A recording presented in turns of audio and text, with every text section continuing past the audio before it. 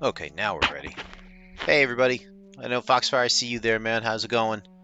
21st Century Jedi here with you, and today we are going back to Righteous Fire, Wing Commander Privateer. Oh, and I forgot to change my stream thing. I gotta go do that now. Hold on one second. Meant to do that, it just got caught up on trying to catch up with everything else here. So this will be, the stream will be off, and the name, I'll have to fix that. Uh,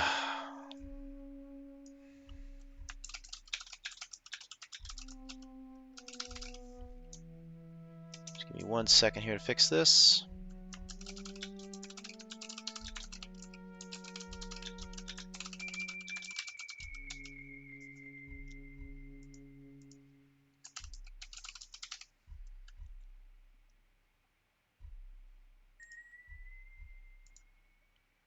Okay. That fixes the stream. It'll be off when I download it, but I'll be okay with that. So yeah, we are here. Sunday evening. Try to beat those Monday blues here ahead of time. I did get your text message, Foxfire, so I am trying to catch up on here. Oh, yeah. Did not want to do that. I want to go back. Not a great start tonight. It's okay.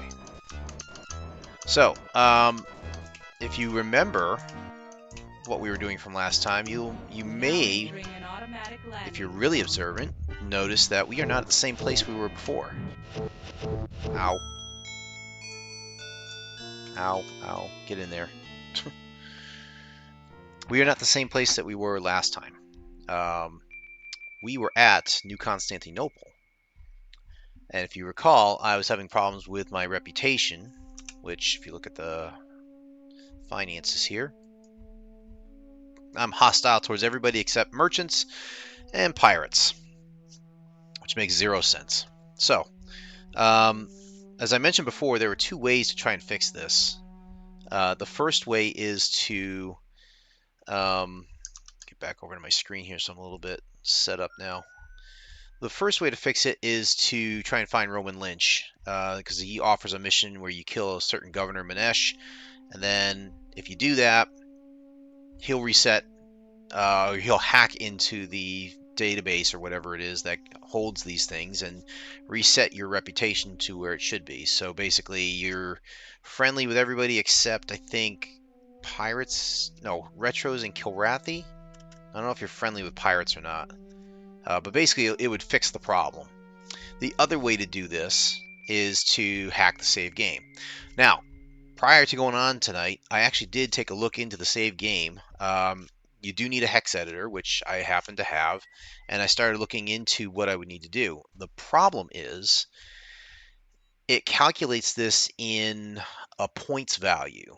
It's not as easy as like, oh, I can just wipe out the kills like you see in the kill breakdown here. No, no, no. Each kill that you do of a ship, it counts a certain number of points to your reputation scale. So it would have taken me a little bit of time to try and figure out exactly what to calculate that to. I could have tried to just flip values randomly and just, trial and error my way there, because I did actually find the spot in the save file where you just, if you flip the hex values right to the right values, I could theoretically just become friendly with everybody. I really didn't want to go that route, because I didn't really feel like I had the time to trial and error it tonight without, doing this. So lucky enough, I did find out where Lynch is hiding out. He is in the Pyrenees system at the Basque mining base, which is where we are now.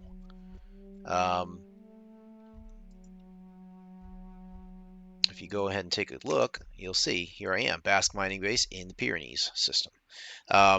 So prior to jumping online tonight, I made a quick, dash run to here from New Constantinople.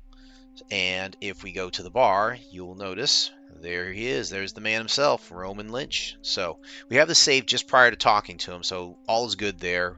Worst case, if it doesn't work out the way we want, we just find a mission and get the heck out of here. But I have a good feeling about this. I'm just going to top off on everything here, make sure we're good. Looks like we are. And I know we had just upgraded, I think, the shield enhancer. The shield regenerator, that's right. So we should be good to go. So that's that. I know you had texted me, Foxfire, so I want to get to you. What was it now? All right, so let's talk about, while I'm doing this, let's go ahead and go and get Roman Lynch started.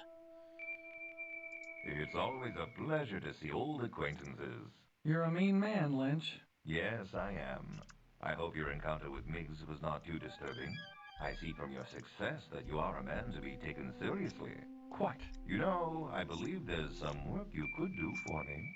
There's this fellow called Governor Minesh. Perhaps you've heard of him. Recently, he's been cutting deep into my business. He's been supplying the retros with ships, weapons, and other goods. My profits have fallen accordingly. I would like you to kill him. You're nuts, Lynch. Go stick your head in a pig. Wait a second. I can offer you more than money. I don't know what your current status with the various Gemini groups is, but since you're a rough and tumble privateer, I bet it's not too pretty. Pirates troubling you? Get caught with contraband too many times? What are you getting at, ugly boy? If you destroy Minash, I'll take care of wiping all your records. Militia, confed, pirates, merchants, and bounty hunters. They'll all become your outer space pals again. How can you refuse? If I wanted to help you, where would I find Minesh? That information I do not have. He's operating out of the Clark Quadrant. That's about all I know. If and when you get him, come back here. We'll talk. Of course, you should feel free to come back sooner. I'll be happy to clear your record at any time for the nominal fee of 200,000. Oof. 200,000 credits. And I can't accept the mission yet either. Ouch. That smarts. That smarts a lot. Um, Obviously the offer is worth it, but I can't. Oh boy.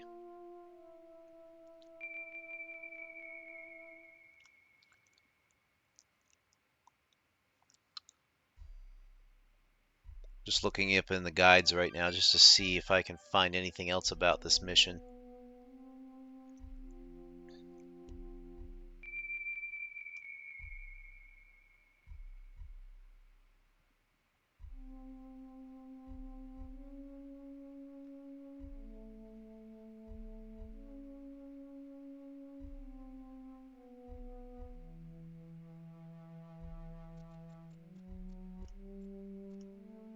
Ugh.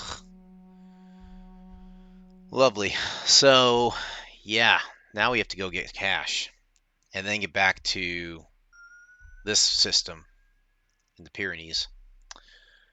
Well, we've got the Merchants Guild. Let's see if we can get some quick cargo missions.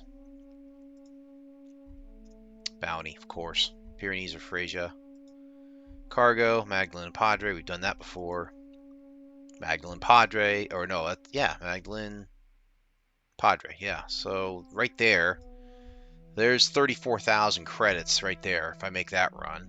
Disc 4, New Detroit, which I love. 16,000. All right. Let's see what's in here. Right now it looks like it's going to be the Padre system. Well, let's take a look, see if we can get lucky here.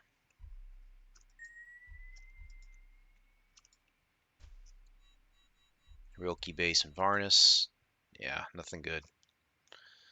So it looks like we're going to be doing some hot spotting, just fly by the seat of our pants, get cargo from point A to point B tonight. Which is unfortunate, but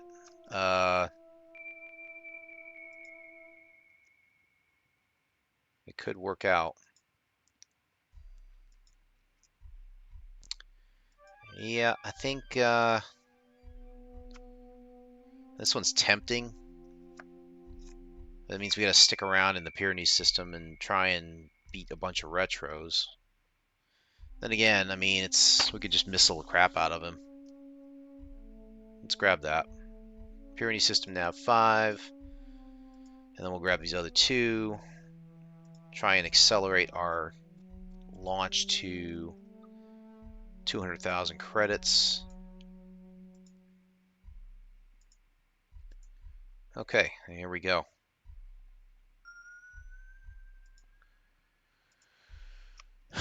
So, this is going to be a tricky one.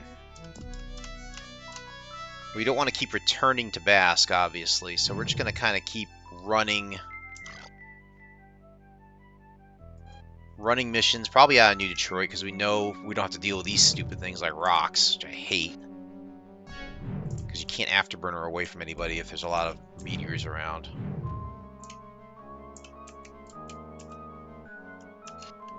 That's a merchant. And a drayman. A couple merchants and a drayman. Yeah, so we're going to basically just be doing hot running here. Try and get at least 100,000 credits tonight. That'll be a goal. And then if we can get to 200,000 credits, even better. I'll shoot some things so the people who care about combat, I'll try and keep them happy. I really don't. Poor rocks. What did they ever do to me? So, what's been going on with me? I have not been feeling great over the past 4 days. I take that back. Today's been okay. Today I've been feeling pretty good. The last 4 days, not good. Just stuff with my guts, you know, just acting up again. I had a flare up a bit on Wednesday. Did not feel great. It just continued on like through Thursday and into Friday. I kind of felt better Friday. Saturday, like yesterday, didn't feel the greatest. I was probably about like I was at Foxfire's house yesterday for our usual thing. Well, these guys aren't playing around, are they?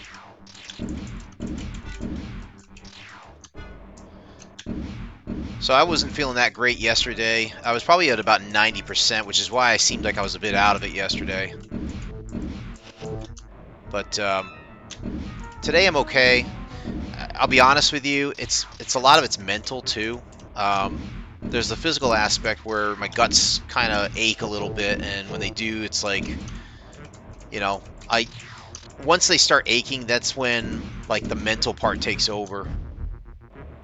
You know, the mental part is like your mind starts asking questions like, are you gonna feel okay? Are you gonna throw up? Are you gonna, you know, have a problem here? What's going on? When your brain starts thinking too much about the aching, that's when you start getting anxious, you know? And when you start getting anxious, then nothing goes right. Now you're like, okay, I can't focus on anything. I can't concentrate. I can't be myself, basically. And that's the trouble, you know? I did have a good time yesterday. Like I said, I always enjoy playing that game in person. Even if the group is quite chaotic for me, you know, it's fun still. I like the fact that it is a challenge. I like how everybody's role playing the way that they choose to with their characters, and they're true to form with their characters. I love that. Foxfire with your character, it's always interesting. You know, you always make it very interesting with your character because of the chaos. We've got Victor, always pretty chaotic. Darthorn, I mean, he just makes it interesting, obviously. Who else? Our dwarven friend, he's another one who's fast learning how spells like Pit and Grease can really work against us as well. But it's fun. It is fun to... I gotta go to Troy, huh? Ugh. Troy system. It's fun. It's a lot of fun, and I still enjoy playing the whole Steve Rogers, Captain America type. It's, I do need to keep working on trying to find ways to let him hit harder. I think that will be coming. I just gotta stick with it. Try and find those ways and try and maximize them to my advantage. I'm not really a great player when it comes to doing that. Like, figuring out how to maximize my character for damage, output, things like that. But I'm trying. So, hopefully I can get well enough at it to at least be effective throughout the campaign. So, had a good time today too.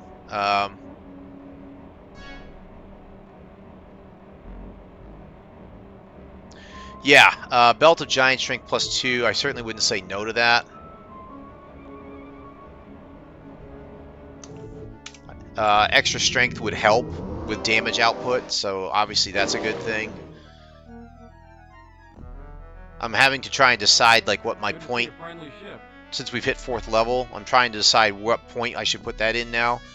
Honestly, I'm thinking intelligence, only because by taking intelligence where I'm at now, I would actually gain another plus to that attribute, because it's at a 13 right now. I think if I take the +1, it would be a 14. For odd is the intelligence right now. That's the odd one. I thought about maybe strength because of reasons and stuff, but I think like I said, if I get a belt, then I'm strong. I get that.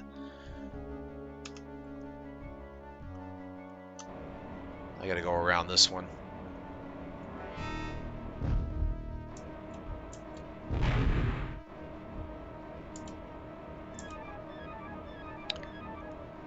Plus the other... well, it'd actually be more than one extra skill point, I think. I did the math on it. Yeah, was it just before we were leaving yesterday, and I think I actually gained more than just one skill point on it. I'd also gain a language too, so that could be interesting. I'm going the wrong way. Crap.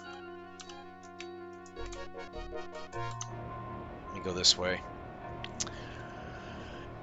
I would gain a language, and I could say that I'm picking up Androphin as a possibility. That's something I could try.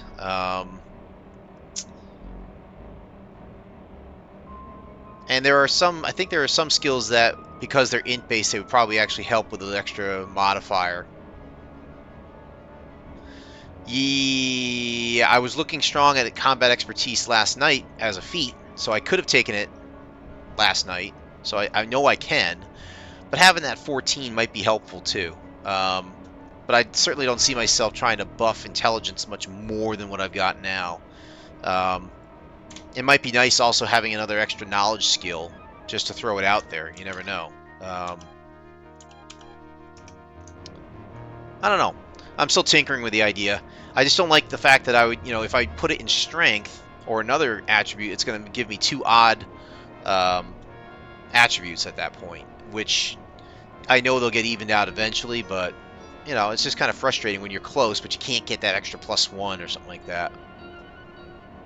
But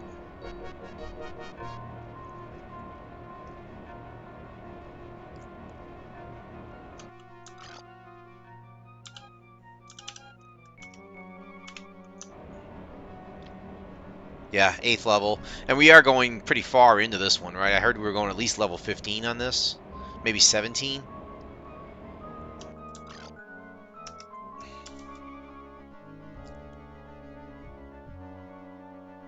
Yeah, so we're definitely going to get a lot of, points coming into it, so I don't know. I'm still tinkering with it.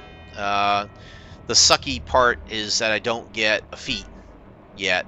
I have to wait till 5th level, but 5th level, once that does come around, I will be able to throw and return the shield, and that's going to be exciting.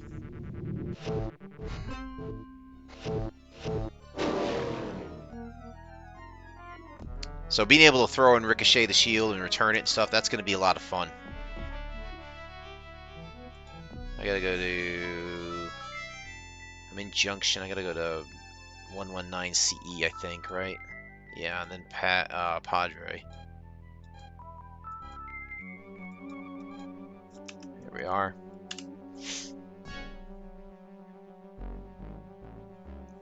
Prepare to be searched. Maintain speed and course. No contraband detected. You may proceed. Except, we're gonna shoot you!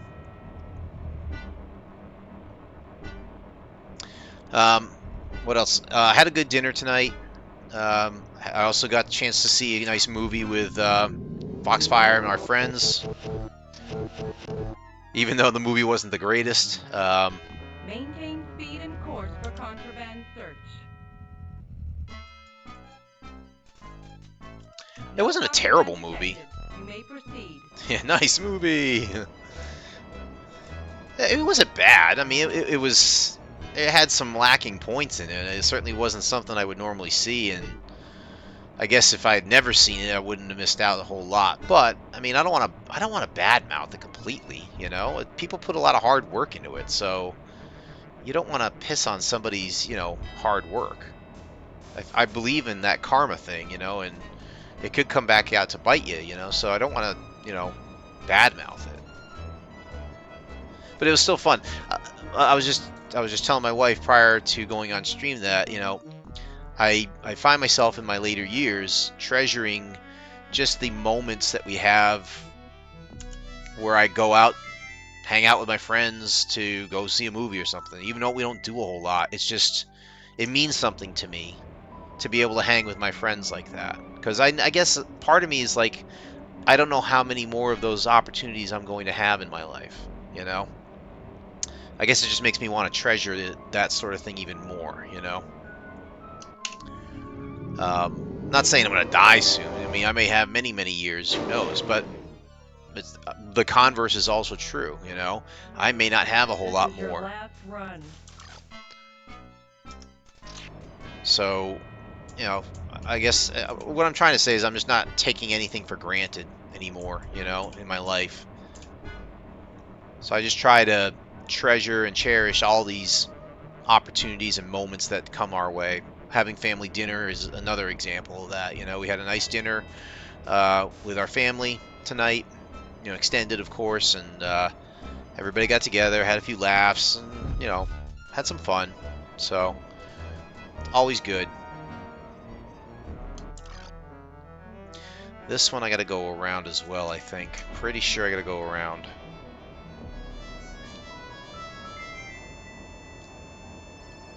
And yeah, to reinforce what you were saying the other day, or yesterday, no, it was today actually, you said, Foxfire. I'll do FMA, binge watch. Happy to do that one. I enjoyed Full Metal Alchemist, even though it started off pretty gory. I enjoyed the storyline of that one. I love how the brothers are, they're on a quest basically to try and make themselves whole, and in the process they're kind of doing it in their own way. So yeah, I dig it. I would watch it again. There's a lot of other ones too I would binge watch too. I'm always down for Cowboy Bebop. Even though I've seen him a few times already, I love watching that series.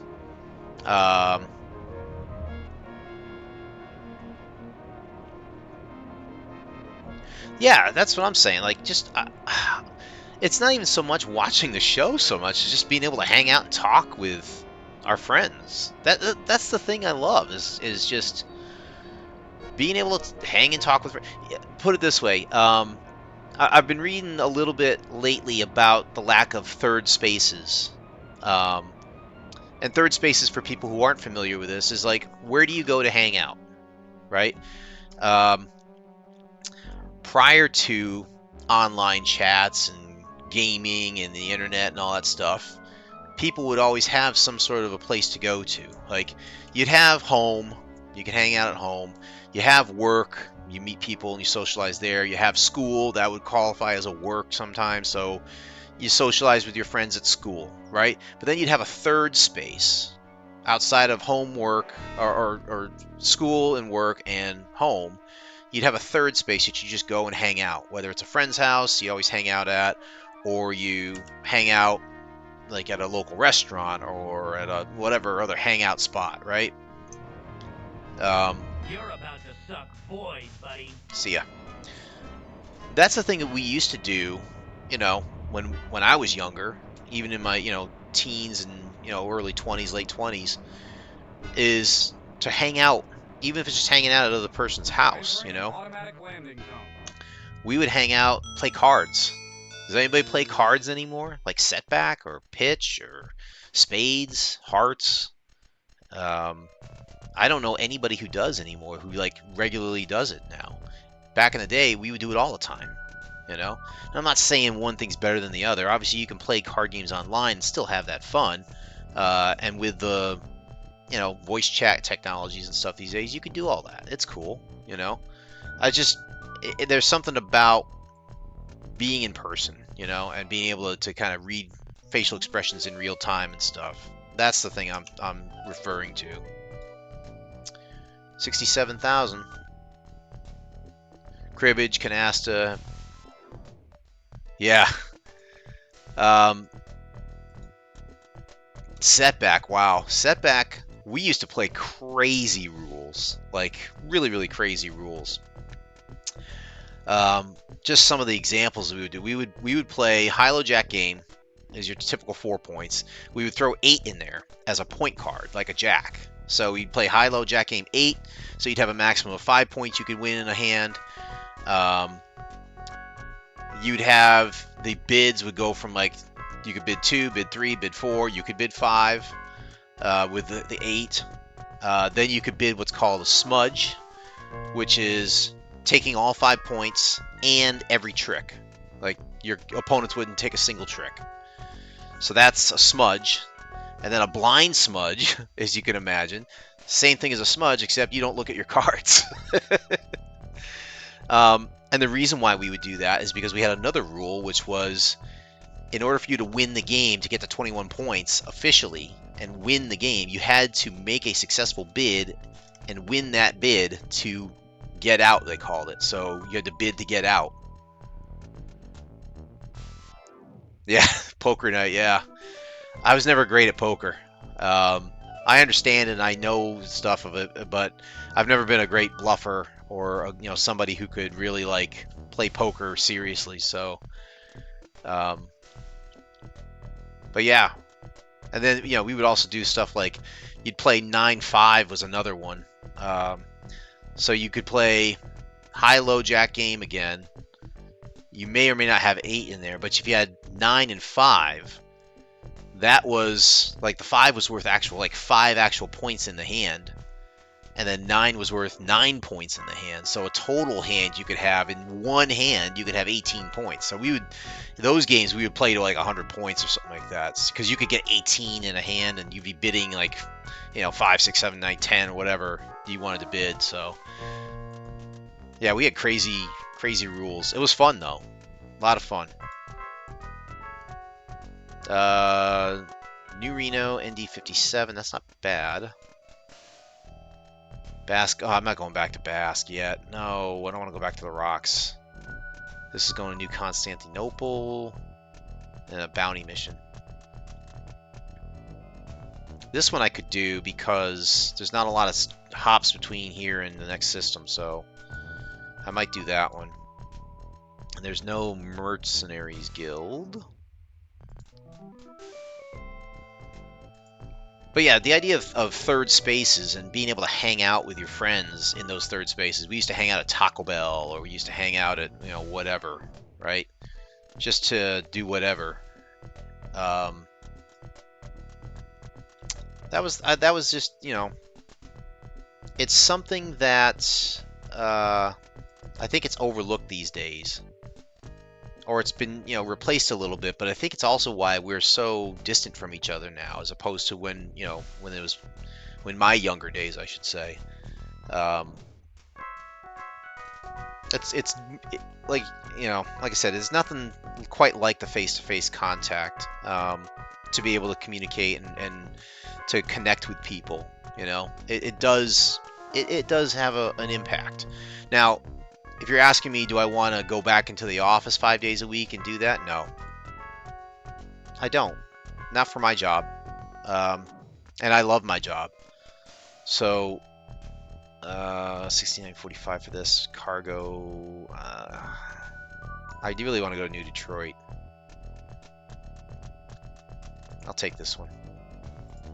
And I'll take that bounty mission too. Just make some more credits, I guess. 15,000 is pretty good. I think we can go. Let's check this again. I don't think we have any repairs to worry about. Okay, let's get out of here.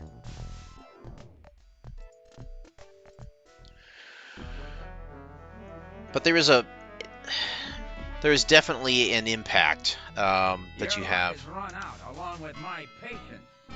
Ugh, go away, dude.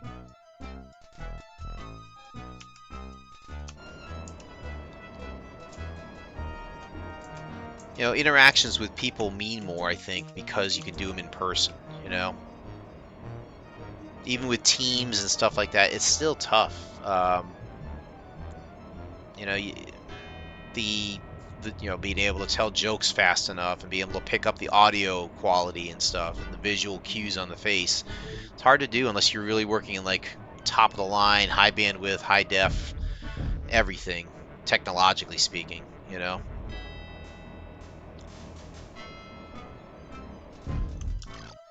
Just want to make sure I'm not blowing a mission here. It's a single pirate, so this guy's probably not it.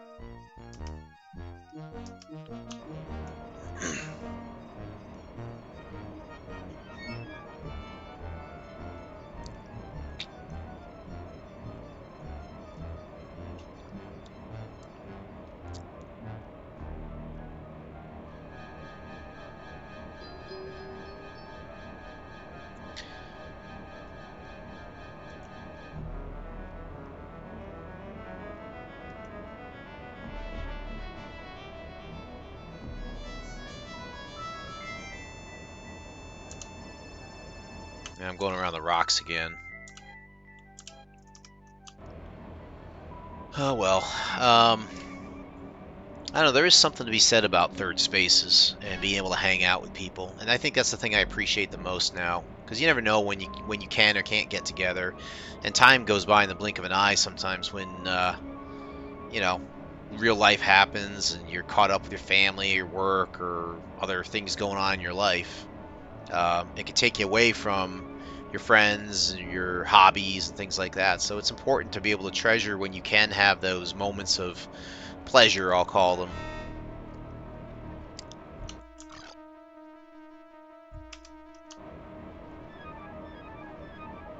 But getting back to the animes, I think, let's see. Fullmetal Alchemist was good. I'm trying to think of some other ones that I used to watch. This isn't him, right? No, there's too many of them.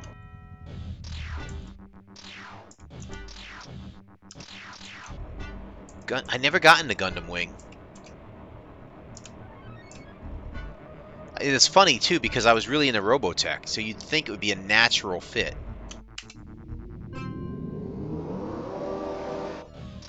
Because they, you know, the mecha, of course, are very similar between Gundam Wing and Robotech, Macross, things like that.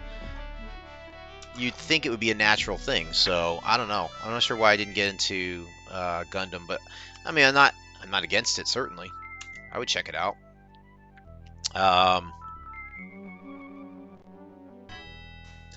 Even the cheesy ones like Fairy Tail, you know, I dig Fairy Tail. I used to watch that one. Never got through the whole series, so I never found the whole series. Your profile is clear to Sector's Edge. Why are you not shooting me then?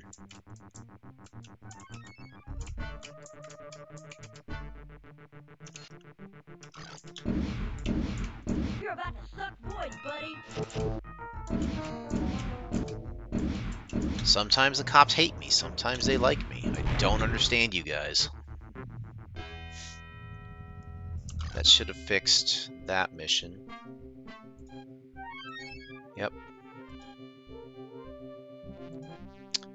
Gotta go to XXN 1927.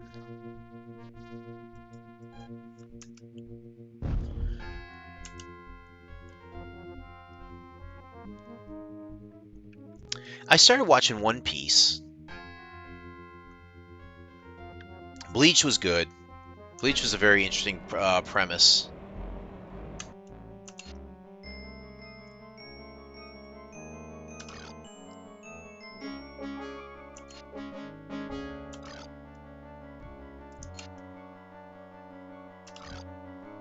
Catch you on the next run.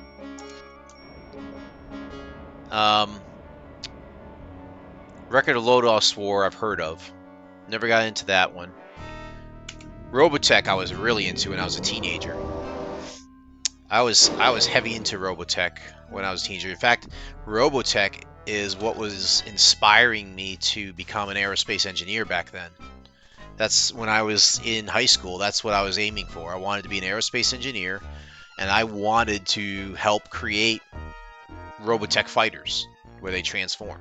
That was my driving force to become an aerospace engineer, and I gave that up after about a year in college, because I realized at some point that this is not something I really want to do. You know, I was not in the right college, I wasn't in the right school, I wasn't lined up for it, so I was like, eh.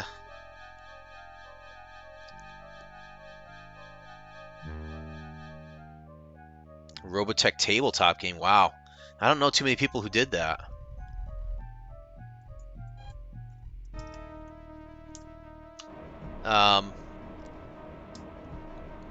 I remember playing the Robotech game for, I think it was the N64.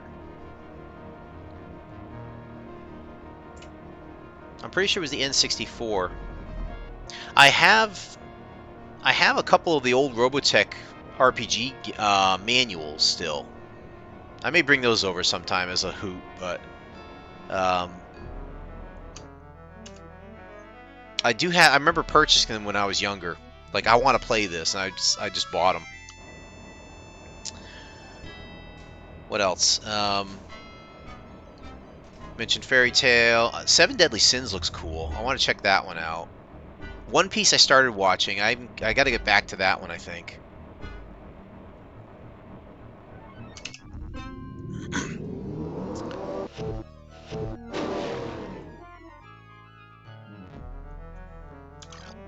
Something in my eye here. Okay. There were some other ones I used to watch when I was... I remember them mostly from Adult Swim. Because Adult Swim would have them on, and I would be like, oh, cool, this is on, I'll check it out. I don't remember what they are now. For some of the other ones. Anytime Cowboy Bebop was on, it was a good night. Helsingborg? Sounds like vampire related.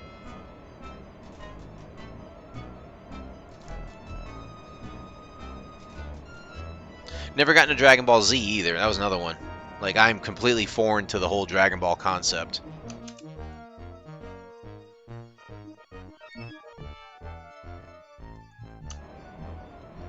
I'm done with DBC. Die by the very weapons you adore. Not today.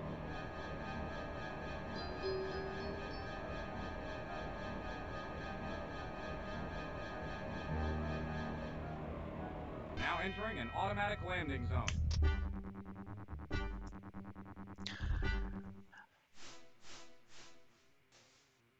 Trying to remember some of the other ones.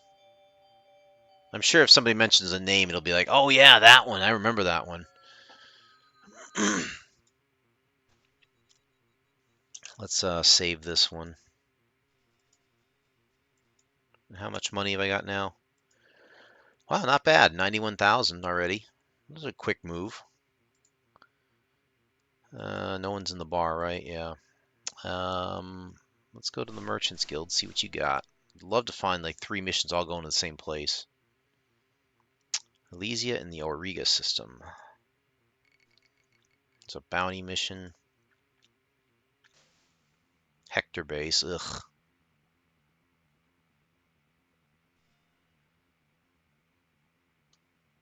Yep, yep.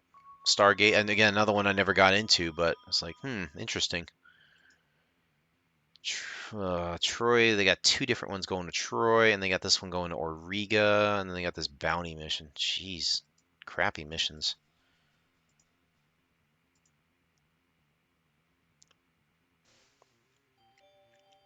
Not patrolling, that's taking too long.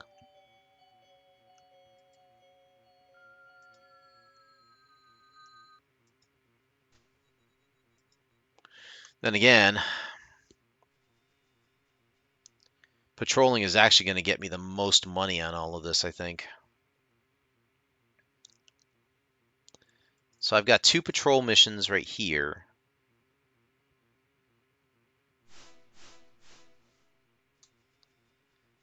They get me about 20,000.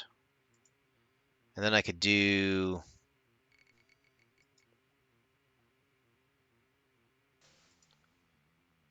I could do a scout mission at Nav 7, another 3,000. This isn't really paying very well, though. And the bounty missions are not great because you got to go through so many nav points for them, especially when you're in New Detroit. You got 8 or 9 nav points here. I know New Constantinople has a few. Manchester has a few. So it's like doing those takes forever, and it's not really worth the money, against the time. So why don't we do the 2 patrol missions then? I'll do these. And then I don't want to do a bounty mission. I want to try and keep it within the system. So we'll just do the scout mission against the Kilrathi. So there, I'm going to go around, hit the nav points, and come back home.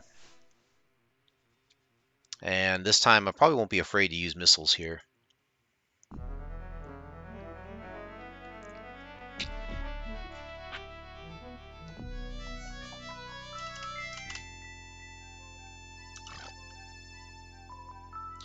I've watched a few other ones too, like Death Note. I've seen a couple episodes of that one. I think FLCL was another one. Prepare to be searched. Maintain speed and course. No contraband detected. You may proceed. I'm trying to remember some other ones though.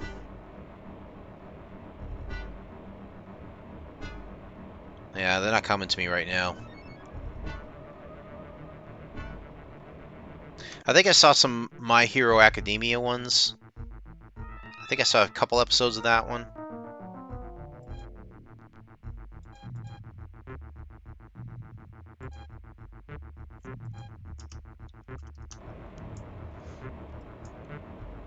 Oh, I gotta find another nav point. Nav 2.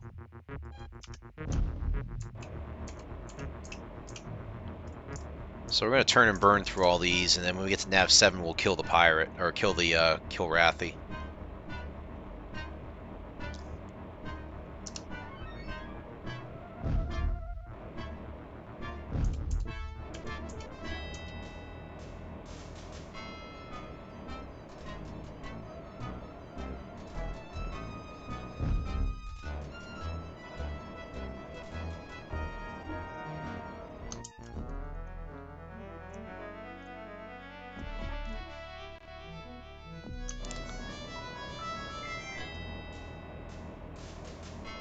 Burst Angel, Ungrateful, Ninja Scroll, Wild Arms, Basilisk. My Hero Academia is good. I've seen some of it. Okay. Yeah, honestly, I'll give just about anything a try as long as it's not like freaking gory, Death Note, I don't know if I could get into Death Note because of the premise that you're killing people, I'm over that whole moral, like, is killing bad really, or something like that. It is, and I'm at the point in my life where I don't want to see a lot of killing.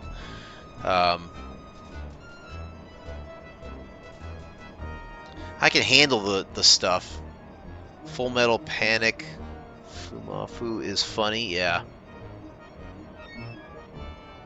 I dig funny. I definitely dig funny.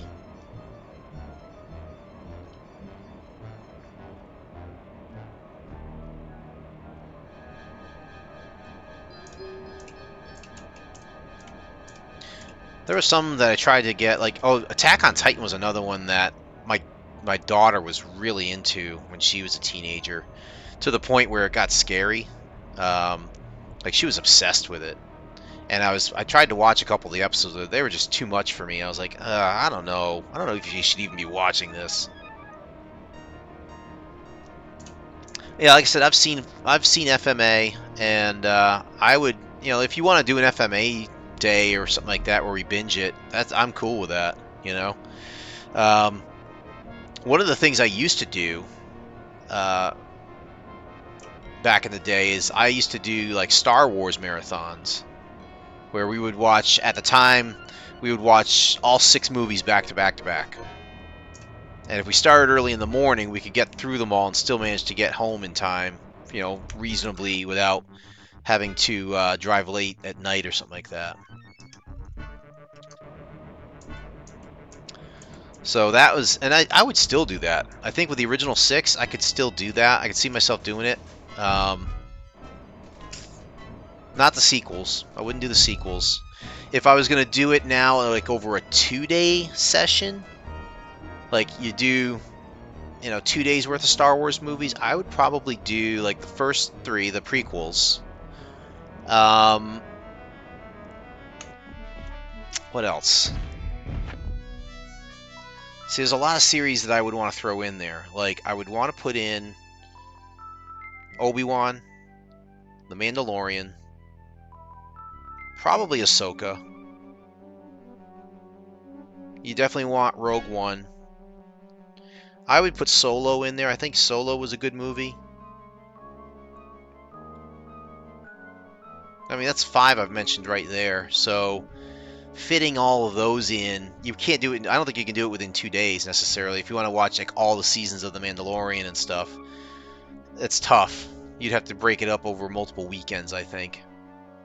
But if I did keep it to just movies, it would probably be the prequels into Rogue One, and then I'd probably go Solo into the original trilogy. That's 4 movies a day. A lot of sitting around on your butt too, man.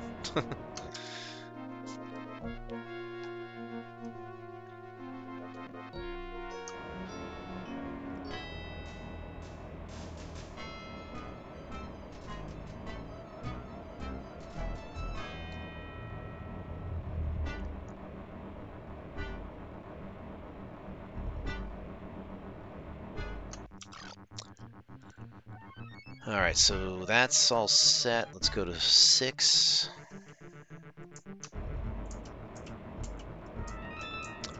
Nowadays, I would want to do something like an MCU type of marathon, Obviously, you can't do all the movies in a single day, or even a weekend, I bet. But I could see doing like a Infinity War, or, first 4 phases of MCU, doing that over a couple weekends or something like that.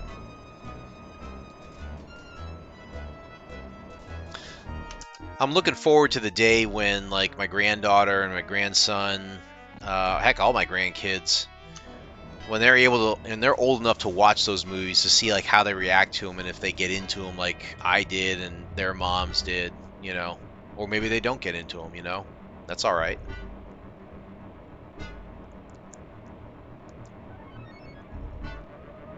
I would want them to. I would hopefully that they would want to at least watch them once, just so they could see like what their grandfather was into. I think that's important sometimes. To understand what your parents and your grandparents were really into. What things did they really like?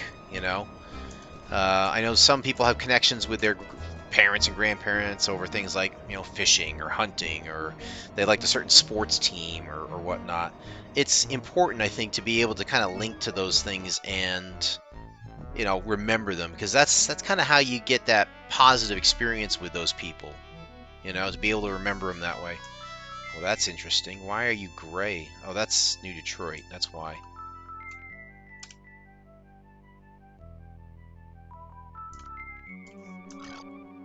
This is Nav 7. We're supposed to stop here and take out a Kilrathi here. I wonder if it's that blue dot. Oh, hey now. Where are you? I have to lock onto this guy?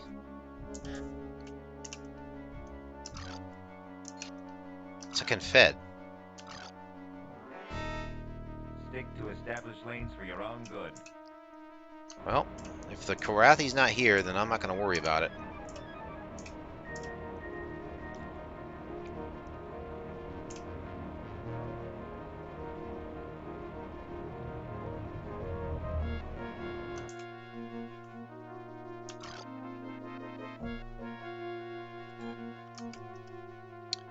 This time of year also gets me thinking about Gen Con, and how I'd like to get there at least once in my life. Unfortunately, it's... This sector bottled tight, friend. I don't get it. Now that they're all friendly towards me? What is going on here?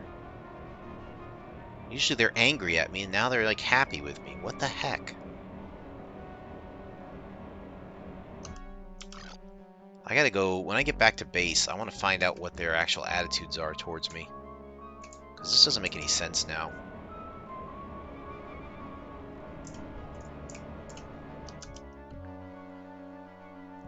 What was I saying now?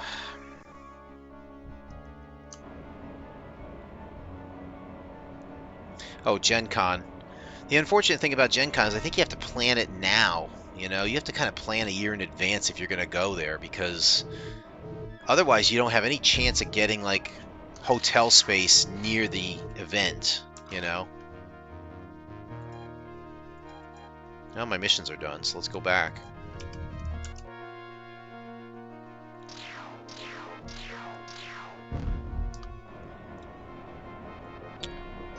I had a crazy idea of trying to rent an RV and camp out somewhere near there, and then just like either Uber it in for whatever days I'm in there, or what, Landing zone.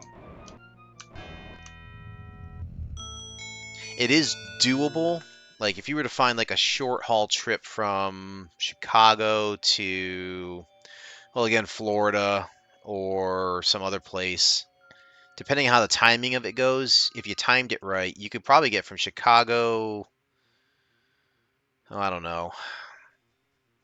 If you arrived on the day of pickup, pick up the RV, get a few miles in, you could probably get to Indianapolis the next day. You could then do the Gen Con event for however many days you're supposed to be there, and then you could probably continue with the RV trip and get it done, no matter which way you go. If you're going to Manassas, Orlando, Phoenix, what have you, you could probably get the rest of the trip done in time. And it would be a cheap way to RV it, really. For the amount of money you'd spend in gas and supplies and everything like that, you'd be spending that on the hotel room. You'd probably have more fun. You'd see more of the country. It would be a longer vacation. You'd have a little bit more freedom to do what you want. It's interesting. To do it with buddies would be another thing, but that's, now you're talking about like, okay, now you got to get into people's sleeping habits, and if you bring too many people, then people may have to sleep in tents or get an extra RV. Yeah, the logistics start becoming a nightmare at that point. But it's an interesting thought, Yeah, I'm still hostile towards Confeds and militia. But they weren't really attacking me, which is weird. This game is really inconsistent sometimes. Anyway, merchant. What do we got? Prefabs going to Magdalen Padre, Oxford, Troy and Hector, and a bounty. 27,000 for that bounty, though. That's pretty good.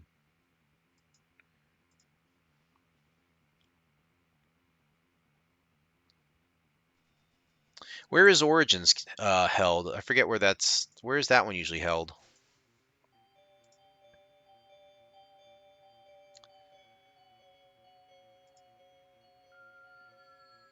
Scout Nav 6, get 4,000 credits. There's another patrol mission for 11,000. Columbus isn't so bad. It's an easier travel time. You could probably travel that in what, a day?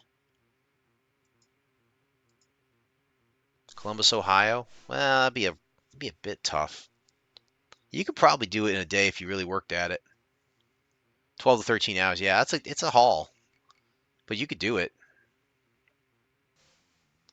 Perry Naval Base. Oarsville Base. That's a very rare one. Achilles and Troy.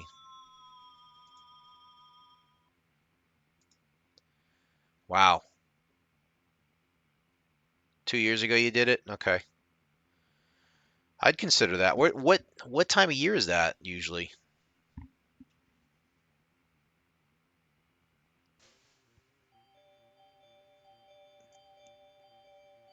think I'm gonna do another patrol here.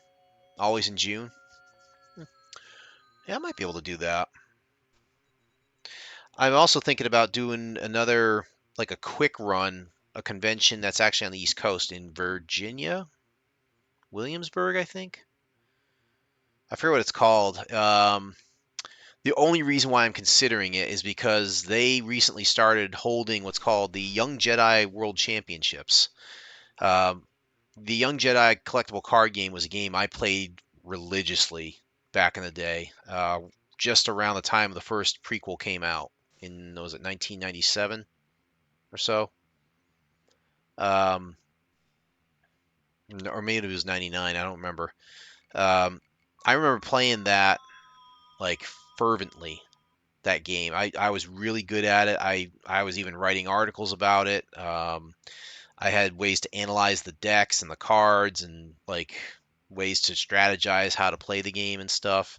I was really into it. And now that they've got like a way to have a world championship there and it seems to have gained some steam, I'm thinking I might give it a shot. It's only one night, so it'd be like I'd get down there for like I think Friday night, play the championships out, and then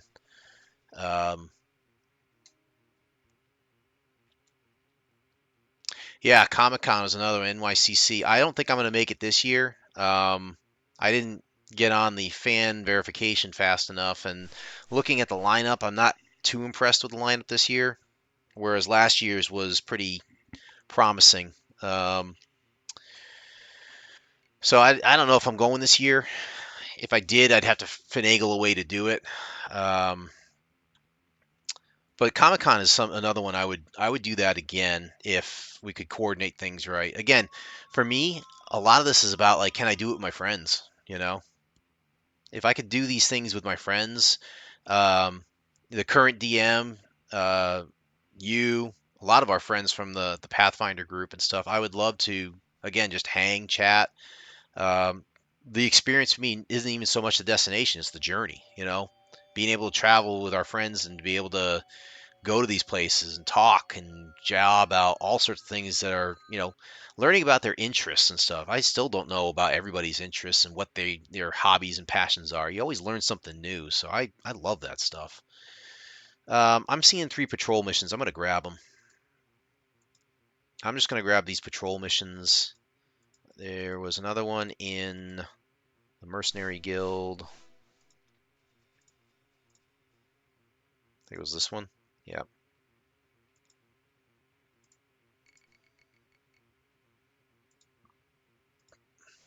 Yeah, Darthorn would be a treat, man. He'd be an absolute hoot to get to go on these trips.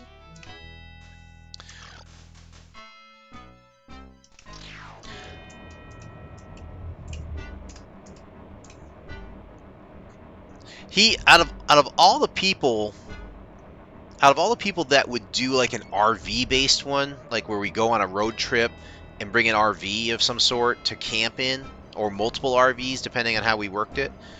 Darthur would be the one that I'd probably lean to say, yeah, he'd probably go, because he digs camping, you know. He digs it. I know you've got issues with your back, so I know it would be very tough on you to do. I don't know about the others. I don't know how well they would feel about campouts or camping in an RV or whatnot. It's a tough one. It's a tough sell. I understand that. So I wouldn't want to try and push it on anybody.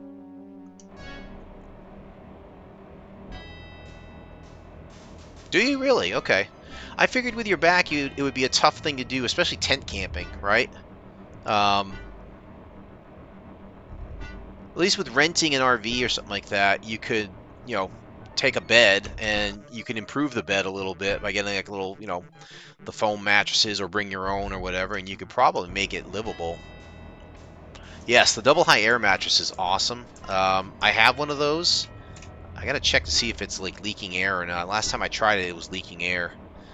I use that, and I'll bring my granddaughter. We'll do backyard camping in our yard here, and we'll set up the tent, set up the air mattresses, and just camp out. Oh, a 3-room tent. Okay, so you got one of the big tents. Okay. We got a number of tents downstairs. I don't know if any of them are good other than the one that we usually use, which is it's a small one. It's more like a 2-person, maybe 4 persons if you're friendly. It's more like a 2 to 3 person tent.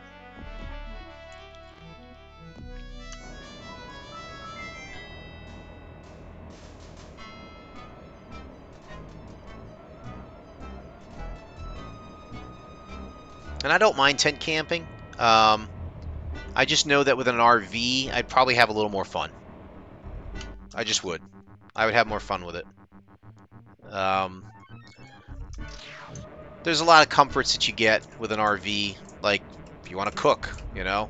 I mean, you can obviously do a camp stove, of course, with a tent, but you can also just have a stove right in an RV.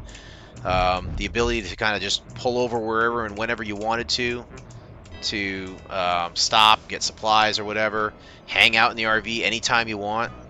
No one's gonna bother you, you know. Just, hey, let's pull over here and let's hang out for an hour, rest up, or, you know, eat lunch or whatever.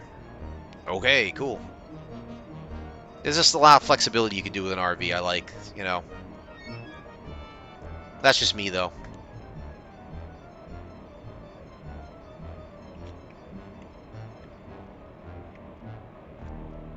But Gen Con, I would have to plan ahead. I'd have to figure that one out somehow.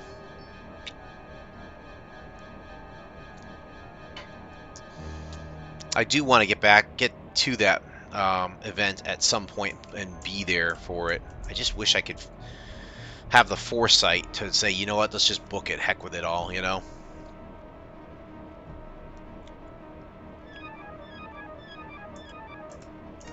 Same with Europe. I want to go to Europe someday. I feel like I push it off too far sometimes. Like, why am I not booking this? Why am I not trying to go after Europe? You know? I'd love to go see England. You know, to go see Great Britain.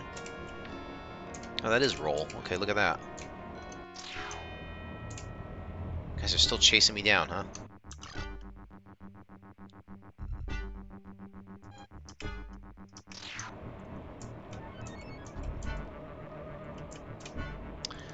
I would love to see Great Britain.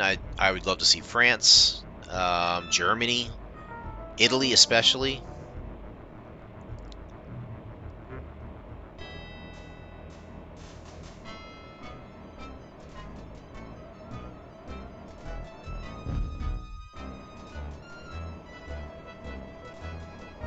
England and Ireland. I almost had a chance to go to Ireland. I missed out on that, though. Brother-in-law passed away right around the time I was supposed to go for work, so I had to bail on that one. I obviously don't regret it. I don't have a huge connection to Ireland. I do have some ancestral lineage going to Ireland on my father's side, but it's not something I'm like, hey, I gotta go. I've heard it's really nice. my best friend in the mid-central part of the U.S. His father-in-law went to Ireland. They went to Ireland to go see his wife's lineage that way, I think. They all say it's the same thing. It's very, very beautiful over in Ireland. I would love to go see Lithuania. I've have some connection to that country. I would love to go see that.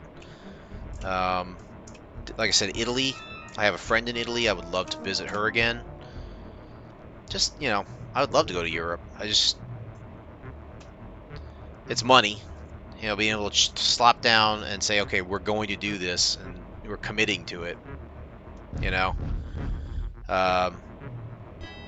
It's tough. Also, that my wife isn't really a big linguistic fan, so being able to speak another language is tough.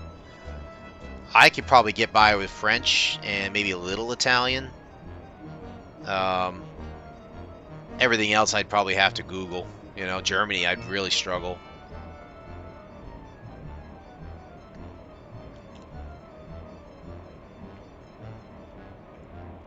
I read somewhere that it's possible to become a citizen of Lithuania if you can prove your family ancestry traces back to that country somehow. Which I don't think I can quite do that. I might be able to. I have to see what the rule is on that, especially, but it'd be pretty cool to be a citizen of Lithuania if I could. I would love to hold that dual citizenship.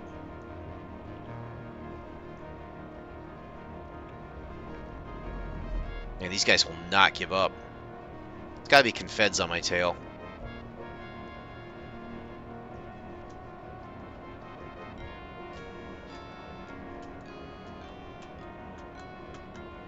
But yeah, I need to get off my butt and start committing to some of these things before it's too late,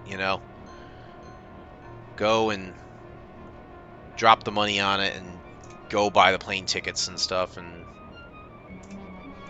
do it before it's too late, Maintain speed and course. No contraband detected. You may proceed. I just discovered how to roll in this thing, and now I want to keep doing it.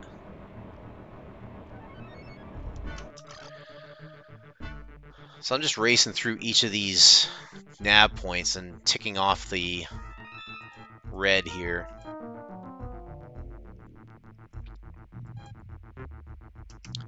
Nav 7 is over here.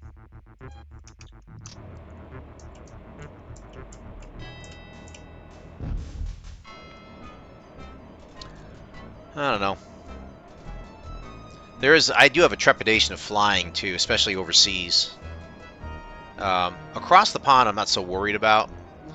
The carriers typically are pretty safe these days. If you go with the major ones, they're pretty safe going across the pond. Even domestically, though, here in the U.S., I'm not worried about flying. I feel fairly safe with the flyers here today. It would be the other, the air carriers that I'm not familiar with, that I'd be like, I don't know if I want to get up in there with you guys, I certainly don't want to go to, exotic spots trying to, fly to these places and stuff. I feel like the chances of getting into an accident in those spots would be a little bit higher than, say, flying domestically here in the U.S.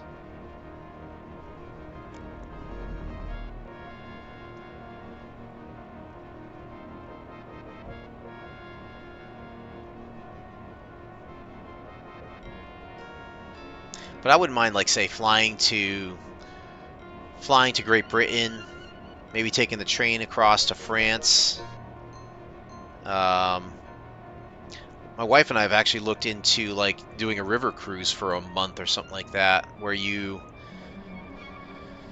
get a houseboat basically, and you're taught how to navigate it down this river, and that's what you do. You and your partner, you actually drive the boat down the river, and You live on that for a week or however long you got it for. It's like RVing, except you're on water, you know? I kind of dig that, you know? Be an interesting way of seeing Europe, you know, in a different way.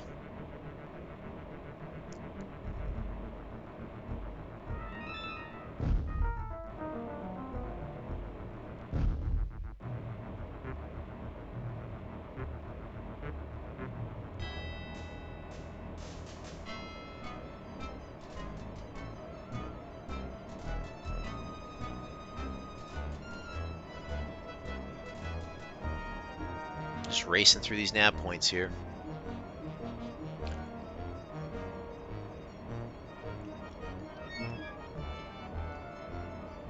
And because I have to I can't autopilot these things, so I can't shoot these guys either. I mean, I could. Technically, there's nothing stopping me from shooting all these guys and just getting on with it, but I'm like, I don't want to get my hands bloody any further.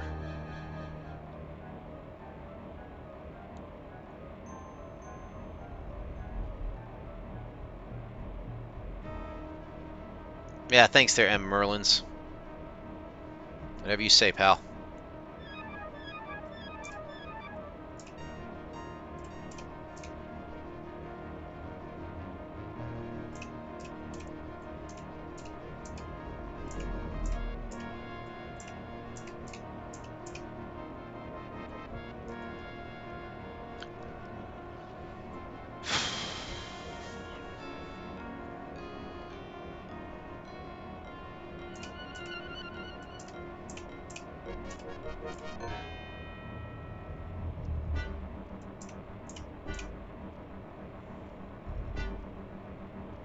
I got a question for you, Foxfire.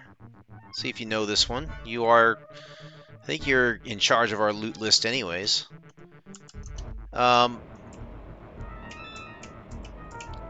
Given that we've, you know, you and I have gamed together and all these, and we have like equal loot shares here with that and the heal fund, what is our total gold value right now for individuals, if you include the silver discs? One bogey terminated. I'm curious to see how much gold I actually have to spend, you know, going back to town.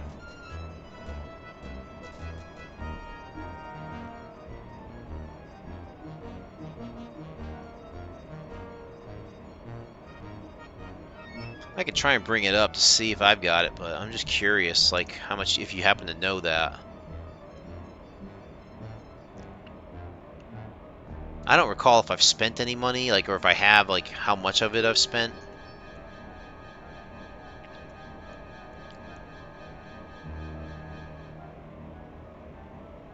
Yeah, there's my class. I've got less than 1,000 gold pieces right now. We haven't done a loot split from the recent stuff, I guess.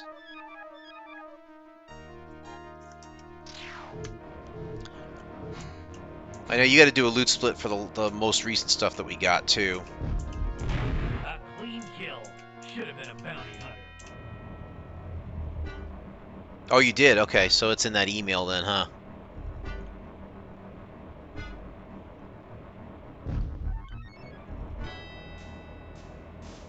Yeah, I can't get to it right now.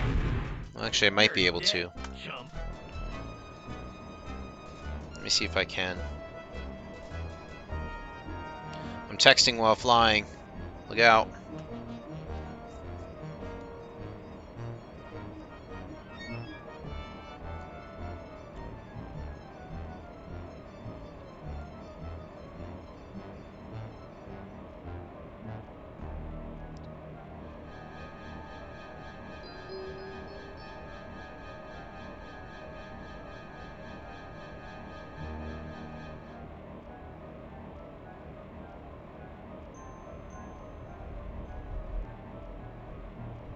Why don't I see it?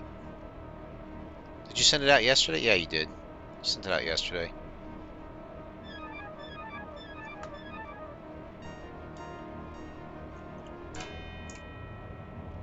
Alright, so we've got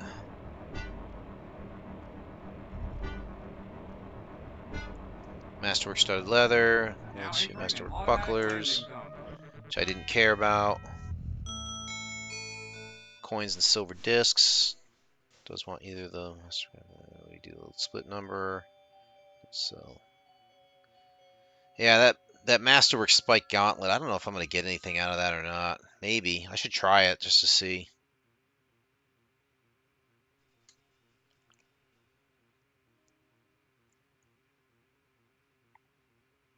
That's it, horseshit.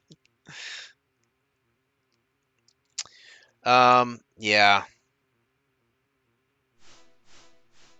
617 gold, 3 silver, and then 8 silver discs would bring me up to 32, so another 320 gold. Yeah, so roughly, when I add all that up, let's say that's roughly 900, plus another, what? If I were to cash in the silver discs and that, I'd have close to 2 grand in gold. I'm close to it, not quite there yet, but close. As far as the tech goes,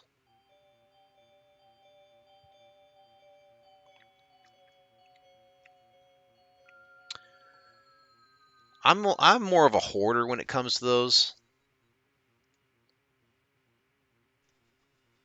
Yeah.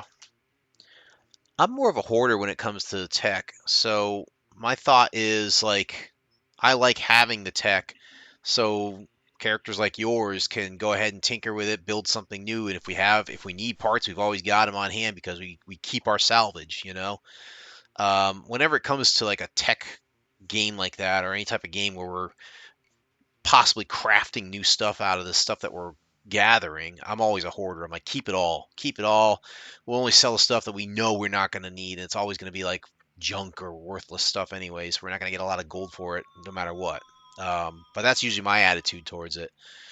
I think we might be able to get, like you said, we might be able to get a little bit more gold out of it if we tried. The question is, do we want to try? You know? What would a belt of giant strength plus 2 run me, I wonder? I can look that up right now.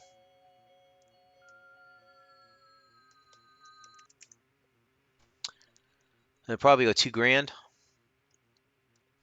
I'm okay with selling what we aren't using. Yeah. So it'd be 2 grand to get, yeah, a belt. So I could do that. Ugh.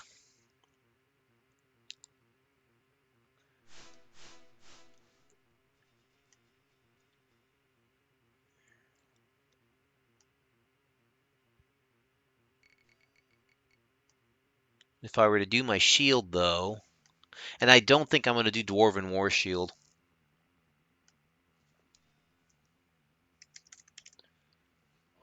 I thought about it. The problem with the Dwarven War Shield is the light shield. And I can wield a heavy shield just as well as I can wield a light one. So having the heavy shield, Dimble would be willing to chip in if someone was close. Right, okay. I would probably be more inclined to go with a heavy steel shield because my damage would be greater. So if we're doing a +1 adamantine, huh?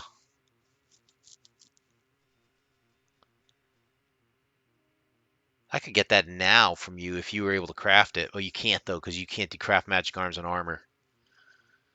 But I could buy it outright. I could actually go and probably find. Well, here's the other trick too. How much does it? If I wanted an adamantine heavy steel shield that was +1, how much would that really cost me? I think that's going to be a GM question.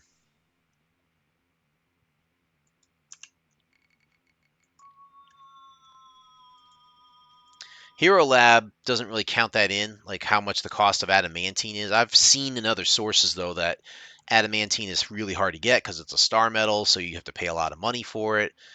So I've heard thousands like you have to add just to get to adamantine. I don't think you and I did it in our previous campaign with Carrion Crown because I think I found adamantine at some point, or I found somebody willing to, trade me for it. I had the ingot. I didn't want to wait around for them to craft it, but I traded them straight up almost. Here's the ingot. You can give me the adamantine shield. So if I was going to do a +1 heavy steel shield that was made of adamantine, that's the item I'm looking for. And the question really is like, I mean, gold-wise, it says in Hero Lab I can afford it. I can actually just go right out and buy it with this recent loot split. The the real question though is like the adamantine part. Like, is it going to be difficult to find somebody to craft that? We are at Torch, so it's possible they may have the star metal and they may be able to forge it right here. Don't know. That might be a question for our GM. Man, I'm so close. I think I'm going to give it one more mission tonight and I'm going to call it. So let's see if I can make one more run. Cargo-wise, I would love to be able to do this here. Troy and Achilles, Oxford, Bounty, Cargo. Hector, Troy. They always screw me up on this. They always like, oh, go to 2 separate bases in the Troy system. No, I can't do that. Bastards. What do you got? Defend base. Defend base in New Detroit. Scout mission, New Detroit. Bounty mission. Ugh.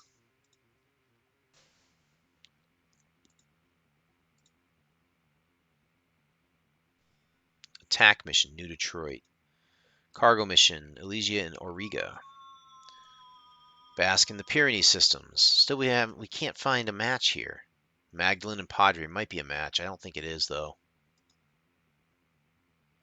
And more patrols. So Magdalene, Padre. I don't think I had a Magdalene Padre, did I? Troy Achilles, Oxford, Bounty. Yeah. Not a good match. Man. I think I'm just going to call it early then. Probably going to call it early tonight. We're close. Almost, I mean, considering we were at, what, 28,000 when we started tonight, we got 120,000 credits within an hour, so we'll definitely get there for the next session. We'll be able to go ahead and run the Roman Lynch, get his mission, and then fix our reputation. Right, that's what I plan on doing, is asking the DM. He would know better about like the setting and whether or not we'd be able to get adamantine or not. My guess is it would be a little bit more common than, say, in the Carrion Crown setting, right? If I were to, like, without any way of trading or anything like that, if I were to try to find an adamantine shield, the cost should be higher, because it's very difficult to find the adamantine, so I'm going to have to pay for that and pay for the shield itself. Here in Torch,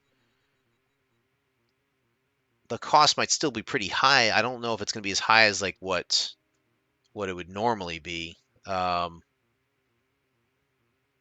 I think the ability to find a weapon like that would be a little bit easier in Torch than it would be in other areas because, again, the star metals are supposed to be nearby from what I've read.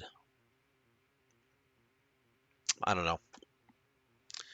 But that would, I mean, if I could find it for less than $2,000, I think that's what I got to go with first.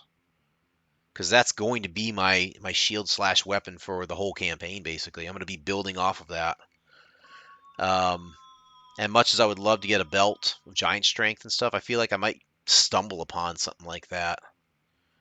Whereas finding my shield is going to be very, very difficult to do.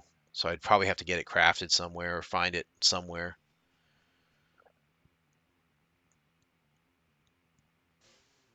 So yeah.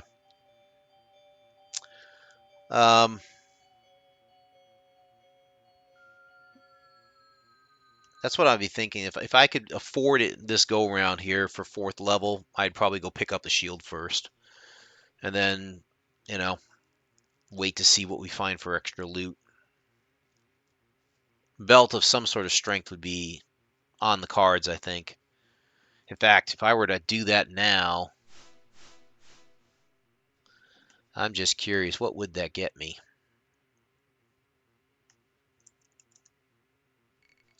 Just a belt of giant strength +2. Putting that on puts me at an 18 strength. My shield bash goes from a +4 to a +6, so that's pretty impressive. And if I were to switch it out for an unarmed strike, oof, is that true? Hold on. Take that off.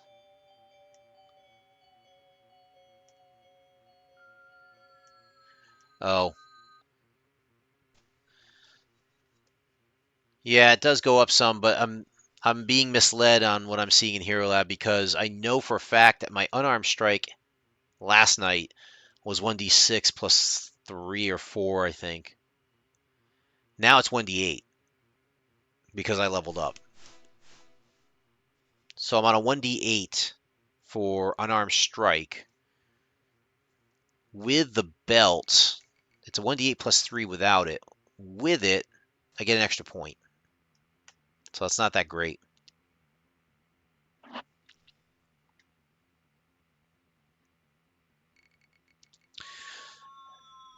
It would still, like with my normal shield now, it would be a 1d4 +4.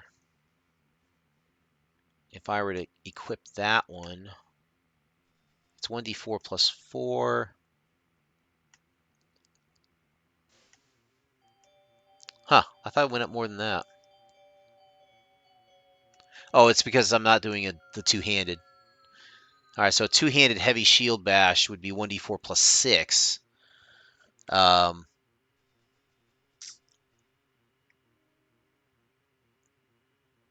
Yeah.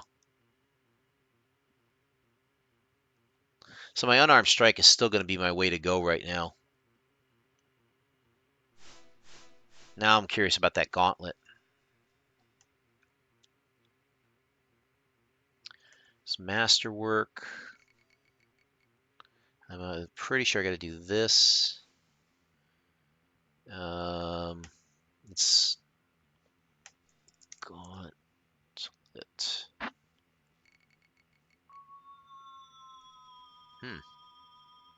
I don't have it. Do they not have spiked gauntlets in here unless it's a weapon?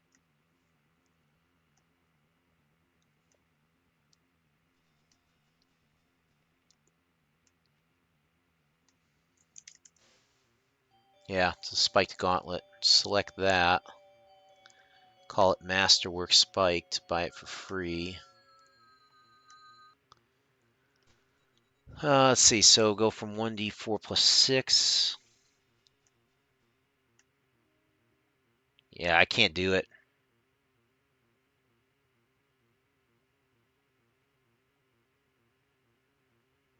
It would actually be worse. Because I'm pretty sure I can't combine the Masterwork Spiked Gauntlet with an unarmed strike, right? Rules-wise, I don't think it allows that. I think you have to have either or. Am I correct in that thinking? Because I'm wearing the gauntlet, right? And if I punch somebody, do I get the bonus of just the gauntlet, just the unarmed strike, or both? I'm thinking, like you said, I think it's just one or the other, depending on what you're wearing or not wearing. I don't think I get both, which would be kind of weird, you know. I can see that, but I can also see the converse of it. Anyway, a Masterwork Spike Gauntlet only gets me 1d4 +4, and I can't two-hand that. Whereas with a Heavy Shield Bash, I can two-hand that. So I'm going to say that I mean, you can check with the GM if you want, but my understanding is based on rules as written, I would say sell the gauntlet because it's probably not going to do me a darn bit of good. It would be different if the gauntlet added to my unarmed strike damage, but it doesn't, I don't think. I would just sell that, get some extra cash. That's going to get us what? You probably get 150 gold for it, roughly. 152 gold, if I'm not mistaken. Might as well put it into the party and get a few extra gold pieces for it.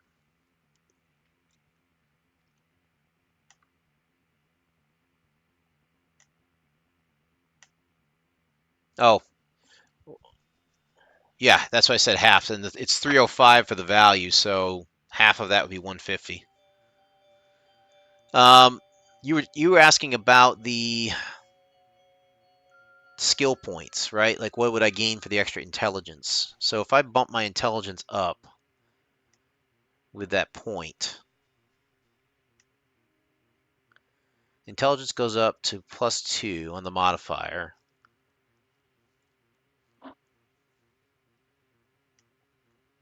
I actually go from 26 skill points to 30 skill points total. So I actually gain like more skill points for this. So I'd have more to play with. I actually have 11 to spend this round. So I could throw some in like a knowledge skill, even UMD if I really wanted to, which kind of suck. But still, being able to do UMD, that might be a nice one.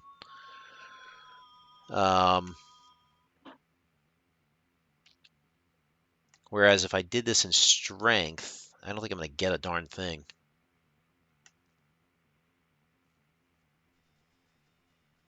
What would my strength bonus be? Heavy shield bash. Yeah, it doesn't really get me anything. I don't even get like a bonus to my damage. So putting the point into strength right now doesn't make a lot of sense to me. I think I'd probably want to put the 1 point into intelligence now, get the extra skill points, and the extra intelligence.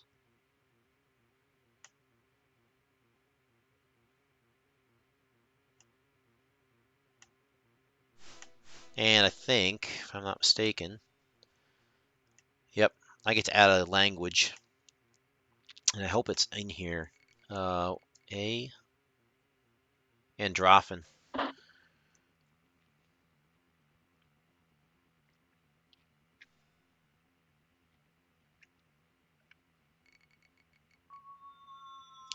It says I can't learn it, though.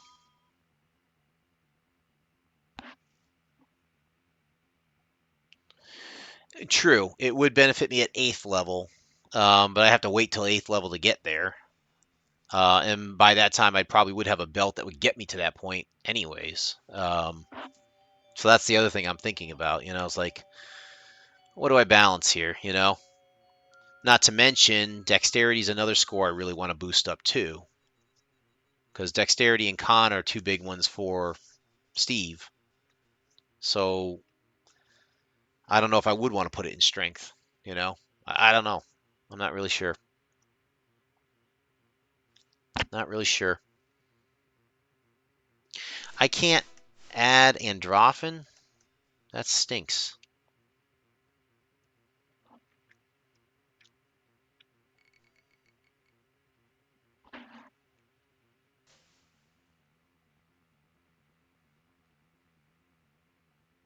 So I would have had to start with Androphin, and I can't do that then, huh?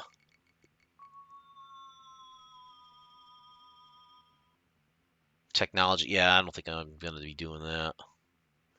I don't see Steve as a technologist. I'll look it up. I don't think he's going to do that. It's going to take away from his feat tree here.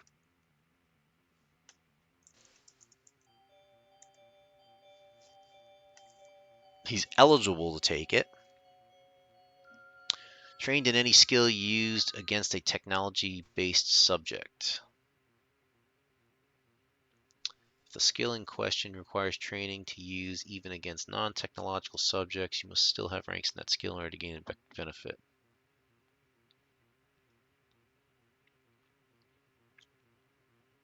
Doesn't say anything about like the language though.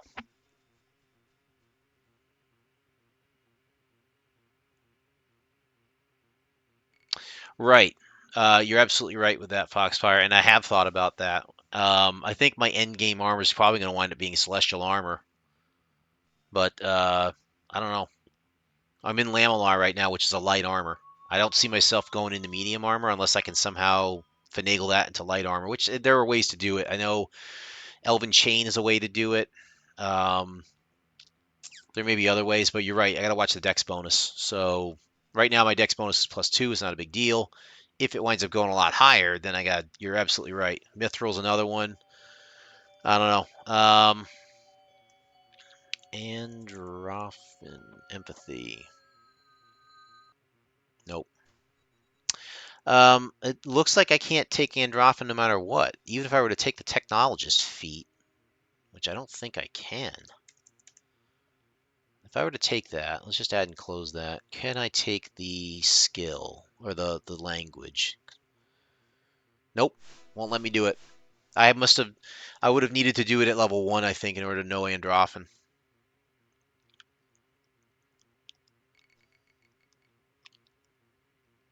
Which is fine. I don't really need to know it.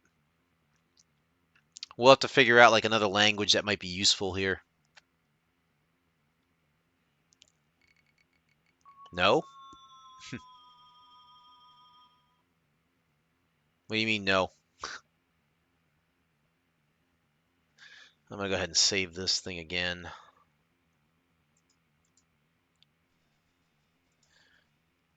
I'll try and save you the trouble a little bit because I just added the Technologist feat, even though I don't have a feat available. And then I tried to go back and add an Androffen, and it won't let me do it. It says your background doesn't allow you to learn this language as a starting language. So it's something in my background is not allowing me to do it. Probably either because I'm a human or something else, maybe a trait or something. So it may not be the Technologist feat that helps me for it. It's something else that's going on.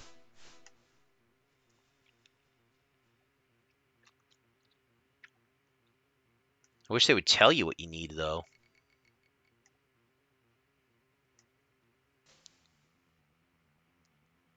Oh, wait. You can gain this language for free by taking the Numerian Archaeologist campaign trait. Yeah. I could also invest a skill rank in linguistics. However, this rare language cannot be chosen as a bonus language granted by an above average intelligence. So I'm curious about that now. What if I were to add a skill in linguistics? Because I don't mind burning a skill point for that. And then if I add that, nope, still won't let me do it.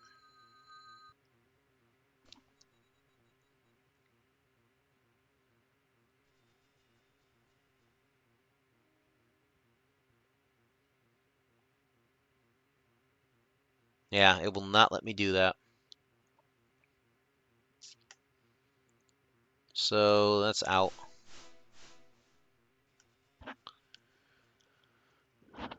Yeah, so you have the numerical archaeologist trait, which I'm already up at max traits now, which is fine. Either something will allow me to read it eventually, or something may come along to help me. Or if not, I'll stay without being able to read it. That's fine. I'm good with that. It's part of, I guess, the character, being able to do that and say, "Hey, Steve doesn't know everything. Look at that." I do wonder, like, what other language might be useful.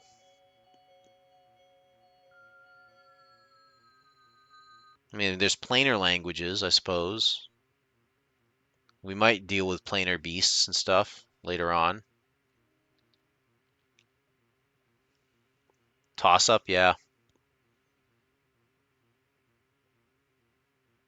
You can go with... There's Orc, Goblin, Gnoll.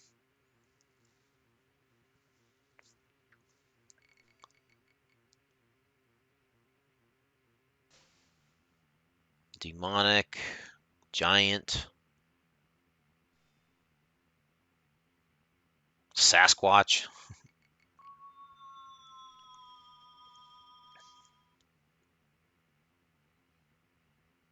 Check. Russian.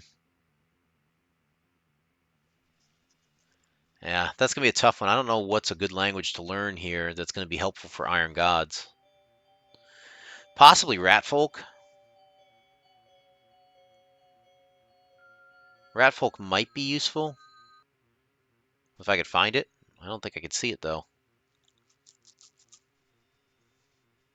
I don't see Ratfolk here anywhere. I see Darkfolk and Catfolk.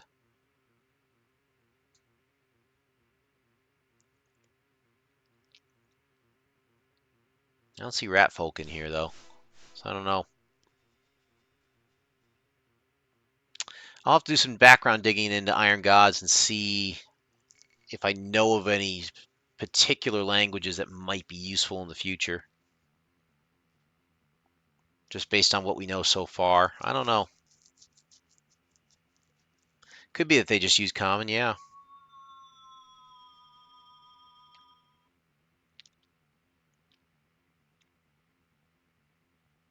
We have a dwarf and a gnome in the party. So it's possible one of those languages could be useful.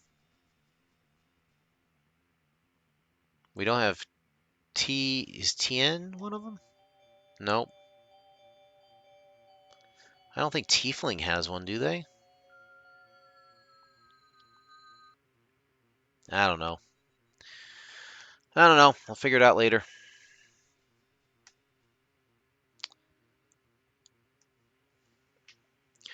Anyway, that's going to do it for me tonight. Thanks as always to Foxfire for hanging around and giving me someone to chat to here. As far as streaming goes this week, again, I'll probably stick with just Wednesday night. Do a Wednesday night stream of some sort. Probably going to continue on with Pool of Radiance.